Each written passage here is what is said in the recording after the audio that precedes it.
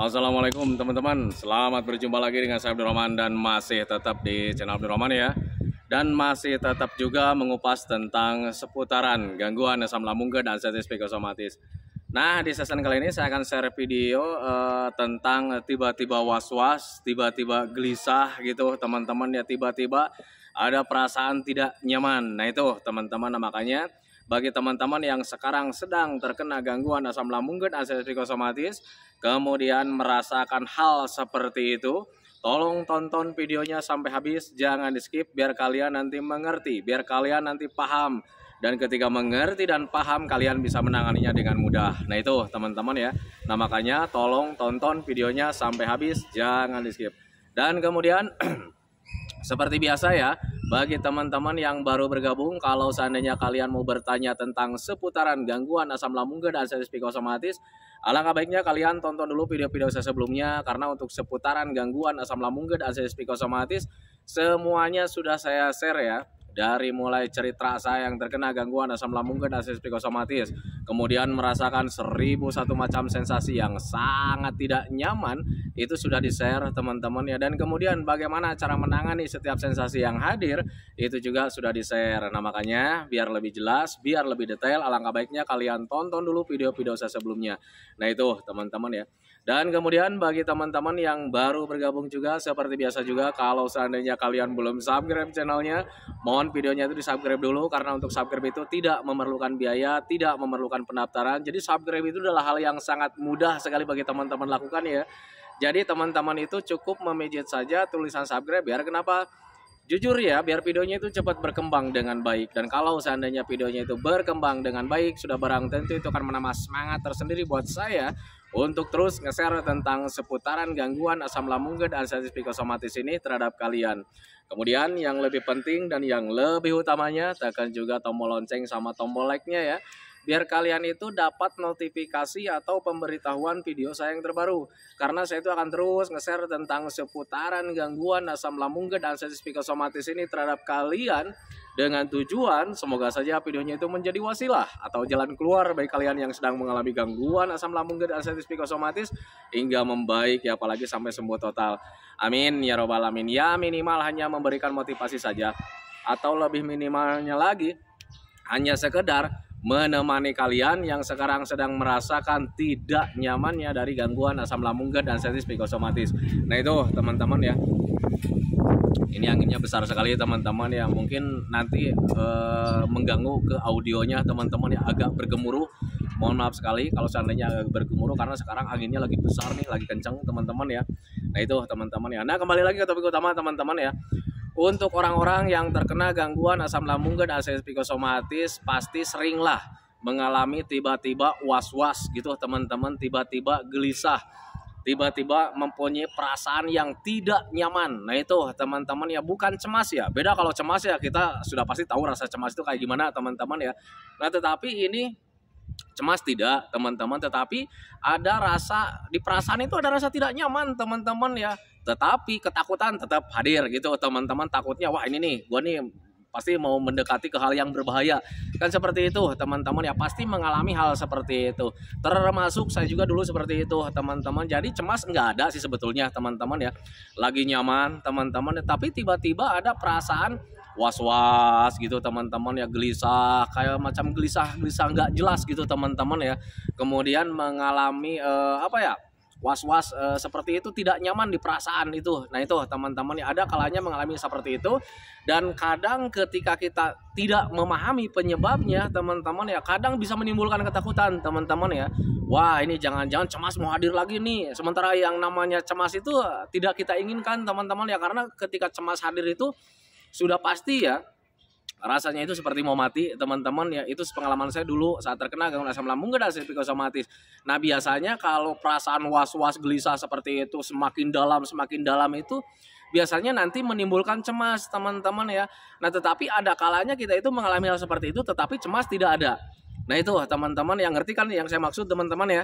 Nah itu jadi ketika tiba-tiba kita sedang senang-senang, kita sedang ngobrol atau kita sedang nonton TV, tiba-tiba ada perasaan seperti itu, agak pusing sedikit gitu teman-teman ya. Kemudian nanti ada perasaan was-was, gelisah gitu teman-teman, dan kemudian kita langsung berpikir takutnya cemasnya hadir lagi, karena ketika cemas hadir pasti kita berpikirnya mendekati kematian.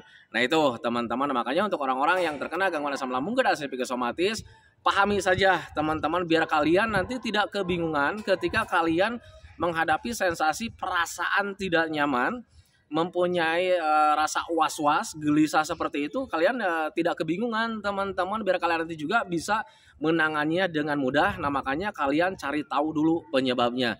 Nah itu teman-teman ya. Nah rata-rata untuk orang-orang yang terkena gangguan asam lambung dan psikosomatis mempunyai perasaan seperti itu, biasanya itu ada perubahan di suasana tubuh, biasanya seperti itu teman-teman ya.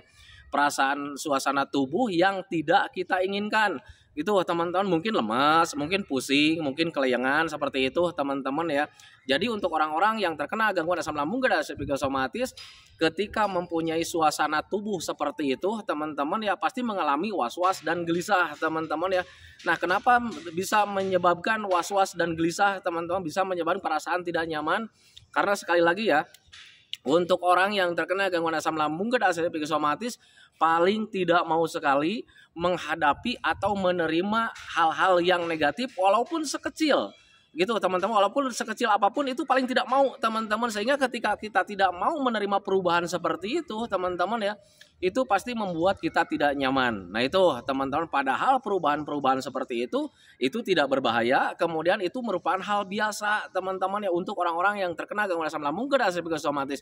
Kenapa saya katakan belum terbiasa gitu teman-teman ya, mungkin ada perubahan yang kalian tidak ketahui teman-teman. Contoh kecil, biasanya dampak perubahan itu teman-teman, penyebab perubahan itu mungkin kalian salah makan, misalkan seperti itu teman-teman. Ketika salah makan itu mungkin nanti ujung-ujungnya agak pusing gitu teman-teman ya, agak pusing sedikit, dan ketika pusing sedikit kalian berpikirnya wah ini kambuh lagi nih.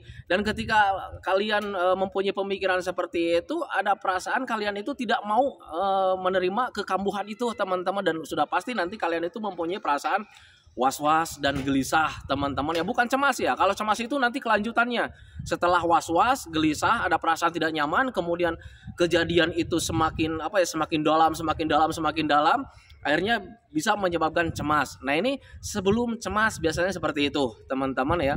Jadi ketika ada perubahan di tubuh, entah itu mungkin kita itu salah makan, atau misalkan bisa terpengaruh akibat kita itu kecapean, atau misalkan kita itu bisa saja terpengaruh dari dari suhu gitu, suhu ruangan, atau sekarang musim hujan, suhu dingin seperti itu teman-teman ya. Akhirnya ada perubahan di badan kita teman-teman, badan kita menjadi tidak nyaman. Nah itu teman-teman, menjadi tidak nyaman, bisa saja pusing, bisa saja agak kelayangan gitu teman-teman ya. Dan di situ pasti was-was hadir, pasti gelisah hadir, dan kemudian kita berpikir terlalu jauh. Wah ini jangan-jangan cemas mau hadir nih. Dan ketika kalian berpikirnya ketakutan, wah jangan-jangan cemasnya hadir nanti mendekati kematian. Dan akhirnya was-was dan gelisah itu semakin dalam, dan akhirnya itu bisa menyebabkan kalian itu cemas hadir. Nah itu teman-teman, makanya pahami saja ke sana. Jadi untuk orang-orang yang terkena gangguan asam lambung dan psikosomatis, kalian nggak usah heran teman-teman ya, kalian nggak usah bingung ketika mempunyai perasaan tidak nyaman teman-teman, entah itu was-was, entah itu gelisah teman-teman ya. Kenali saja dulu penyebabnya. Penyebabnya biasanya itu ada perubahan suasana di tubuh kalian teman-teman ya. Dan kalian juga harus bisa mengenali kenapa tubuh kita itu bisa berubah suasananya. Ya mungkin karena kita itu sudah mengkonsumsi makanan-makanan yang kurang cocok teman-teman, sehingga ketika mengkonsumsi makanan yang kurang cocok itu ada kembung, begah, napas seperti mau berhenti teman-teman, kemudian agak pusing sedikit, bisa saja ke arah sana, dan akhirnya bisa menyebabkan was-was dan gelisah. Nah itu teman-teman, mungkin juga orang yang terkena gangguan asam lambung dan psikosomatis, perubahan suasana tubuhnya itu disebabkan oleh suhu dingin, misalkan seperti itu teman-teman. Jadi habis motor-motoran, kena angin dingin gitu teman-teman, kemudian kalian agak kembung begah lagi, agak pusing lagi, kemudian di situ mulai berpikir kemana-mana lagi, dan di situ menimbulkan was-was dan gelisah lagi. Nah itu teman-teman, atau bisa saja karena mungkin kalian itu kelelahan atau kecapean. Nah ketika kelelahan, kecapean, ketika lagi istirahat, just istirahat gitu teman-teman ya, tiba-tiba kalian ada perasaan tidak nyaman teman-teman ya.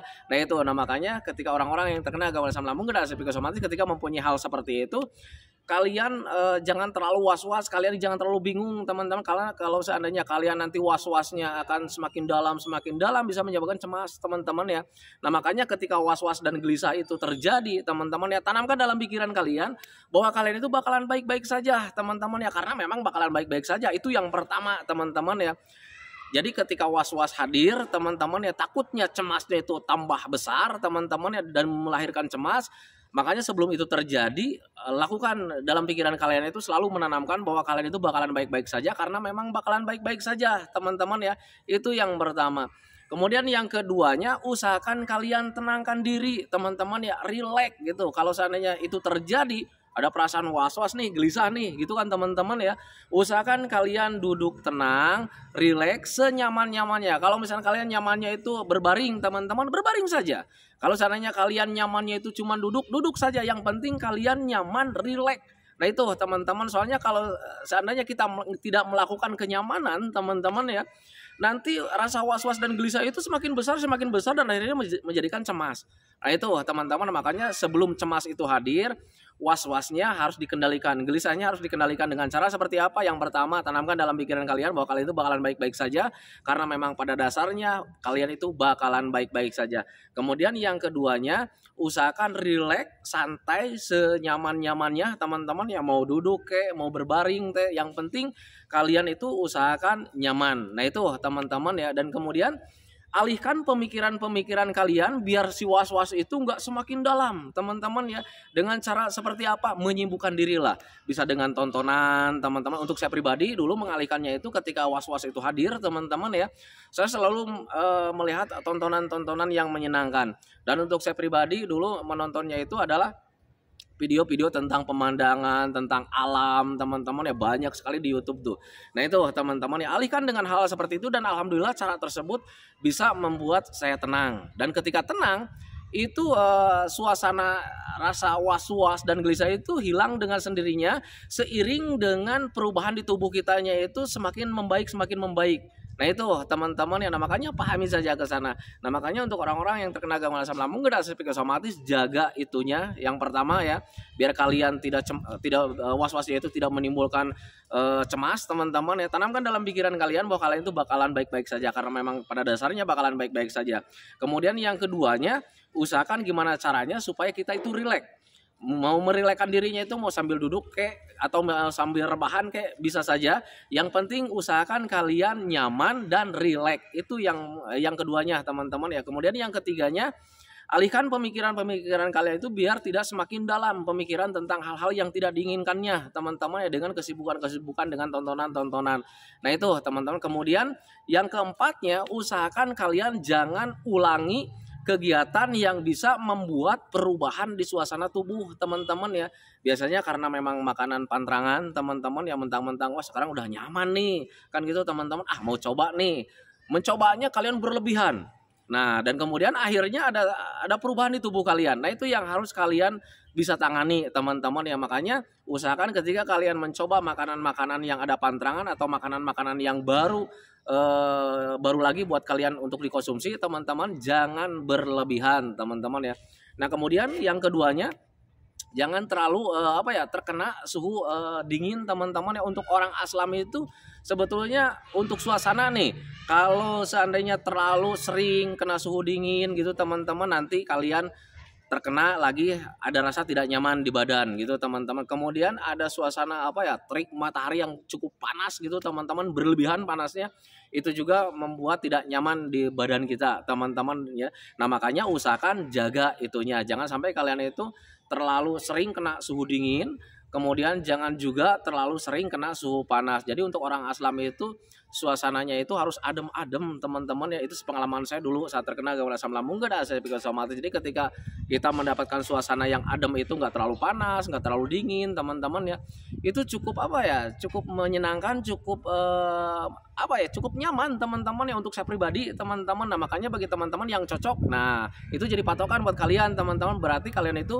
sama dengan saya harus menghindari angin terlalu dingin gitu teman-teman, atau suhu terlalu dingin, atau misalkan terlalu panas juga hindari seperti itu. Jadi pintar-pintar lah gitu teman-teman ya, cari suasana yang nyaman. Tetapi kalau misalnya kalian juga tidak bisa mengelak ya, karena cuaca sekarang itu sangat ekstrim teman-teman, lagi musim penghujan, jadi suhunya itu terlalu dingin ya, akalin saja dengan sering memakai jaket, kemudian hindari motor-motoran dengan empasan angin langsung, itu membuat tidak nyaman. Nah itu teman-teman, makanya pahami saja ke sana. Kemudian hindari juga kalau misalkan dari terlalu capek teman-teman. Orang yang terkena gangguan asam lambung dan psikosomatis, jujur ya pengalaman saya itu paling tidak bisa sekali kita itu mendapatkan kegiatan yang cukup apa ya, cukup melelahkan teman-teman, yang terlalu capek, yang terlalu menguras energi, itu paling tidak bisa teman-teman ya. Jadi ketika kita energinya habis ketika bekerja atau aktivitas teman-teman ya, pasti mudah pusing, mudah kelayangan, dan pasti ketika ada perubahan suasana di tubuh itu kita was-was hadir teman-teman ya. Nah itu, nah makanya hindari gerakan-gerakan atau aktivitas yang membuat kalian terlalu capek teman-teman. Adapun kalau misalnya kalian, Pak, saya itu jangan aktivitas besar ya, nyapu sedikit saja atau aktivitas sedikit saja mudah lelah, mudah capek gitu teman-teman, ya nggak apa-apa teman-teman ya. Kalau seandainya itu tidak apa-apa, yang penting kalian itu jangan harus dihindari itu, jangan sampai kalian itu berkegiatannya itu yang terlalu melelahkan teman-teman, kayak macam olahraga angkat besi seperti itu, hindari saja seperti itu teman-teman ya. Kalaupun misalkan olahraga itu sangat bagus juga untuk kalian, yang penting kalian itu olahraganya itu yang ringan-ringan saja teman-teman. Tujuannya ya biar aliran darah kita lancar, aliran oksigen lancar, kemudian sehat, itu saja sih sebetulnya teman-teman ya. Jadi untuk orang-orang yang terkena asam itu, olahraga-olahraga yang berat itu kurang cocok teman-teman. Tetapi kalau misalnya kalian bertanya juga, Pak, nanti kalau sudah sembuh total apakah bisa olahraga yang berat-berat seperti itu? Bisa teman-teman, tetapi untuk saat ini sebaiknya sabar dulu aja gitu teman-teman ya. Hindari dulu lah olahraga-olahraga yang berat gitu teman-teman ya. Langkah baiknya kalian olahraga dan kegiatannya itu yang ringan-ringan saja sebagai bentuk pembiasaan. Nanti juga kalau seandainya kalian sudah terbiasa teman-teman, nanti juga kalian bisa melakukan aktivitas yang berat-berat teman-teman ya. Tetapi saat ini kalau seandainya kalian mudah ada perubahan di tubuh kalian, kemudian kalian itu mudah tidak nyaman teman-teman ya, alangkah baiknya kalian batasi saja pergerakan kalian, jangan terlalu yang berat. Yang penting kalian bergeraknya itu yang harus menyenangkan saja sebetulnya teman-teman, yang ringan-ringan saja. Nah itu teman-teman, makanya pahami saja ke sana.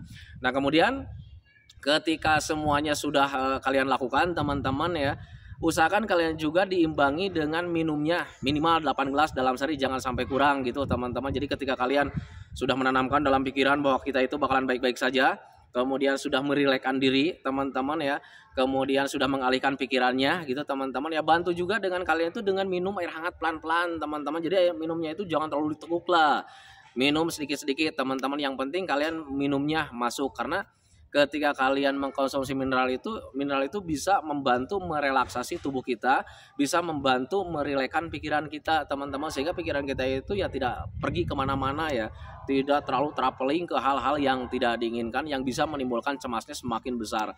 Nah itu teman-teman, makanya pahami saja ke sana. Nah itu teman-teman ya, videonya tentang seputaran was-was, gelisah, ada perasaan tidak nyaman, ada perasaan di hati tidak nyaman teman-teman ya.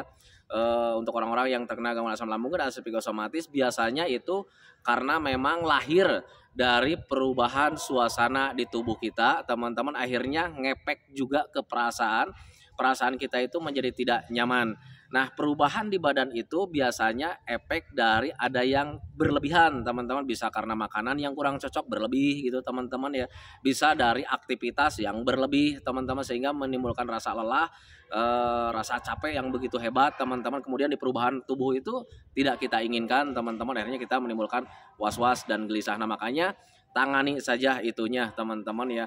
Dan untuk orang-orang yang terkena gangguan asam lambung dan psikosomatis juga bisa karena ada perasaan tidak nyaman itu, ada perubahan suasana di perasaan itu, bisa karena terpengaruh dari tidur juga teman-teman ya. Tetapi untuk pola tidur itu sedikit ya efeknya, tetapi cukup besar menimbulkan cemas dan was-was dan gelisahnya gitu teman-teman ya.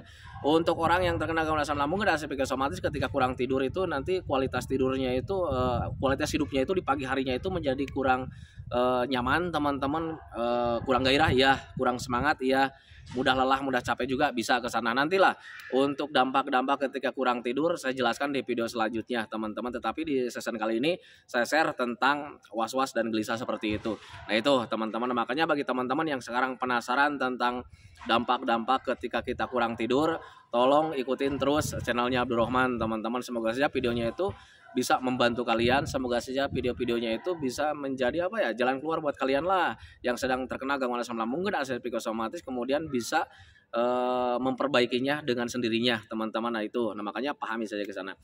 Nah itu teman-teman ya videonya, semoga saja videonya itu menjadi pencerahan buat kalian, semoga saja videonya itu menjadi wawasan buat kalian ya, minimal hanya sekedar menemani kalian lah yang sekarang sedang merasakan tidak nyamannya dari gangguan asam lambung dan psikosomatis. Kemudian seperti biasa sebelum saya akhiri videonya, saya selalu mendoakan sama teman-teman itu, semoga saja teman-teman itu cepat sehat lagi, cepat sembuh lagi, cepat kembali lagi keadaan kalian yang dulu, baik semangatnya, moodnya, tertawanya, pokoknya kehidupan kalian yang berwarna itu semoga saja cepat kembali lagi, karena memang saya yakin 100% bahwa keadaan kalian yang dulu itu sangat dirindukan sekali. Nah itu teman-teman, kemudian doakan saya juga teman-teman ya, agar saya itu tetap sehat, tetap kuat, tetap ceria, agar masih bisa tetap menemani kalian.